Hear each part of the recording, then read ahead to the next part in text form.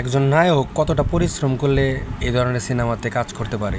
একজন শাকিব খানকে কতভাবে মানুষ হেয়পূর্ণ করে কথা বলছে, লিপস্টিক খান, হ্যান ত্যান, এটা সেটা, কি বডি ফিটনেস নাই, এটা সেটা, অনেক কথা বলছে। আর এই নায়ক আজকে এমন এমন সিনেমা নিয়ে আসতেছে যেটা বাংলাদেশে মূলত অকল্পনীয়। বাংলাদেশে এই ধরনের সিনেমা হবে এটা আসলে ভাবাই যায় না। উনি আগে বলতো যে আমার সিনেমা শুধু দেশের মধ্যেই থাকবে কেন, দেশের গণ্ডি পেরিয়ে বিদেশের মাটিতেও বিশাল সাকসেস থাকবে, আমাদের ইন্ডাস্ট্রিও একদিন অনেক এগিয়ে যাবে, বিশ্বব্যাপী মানুষ চিনবে, জানবে যে বাংলা সিনেমা এত সুন্দর সিনেমা হতে পারে।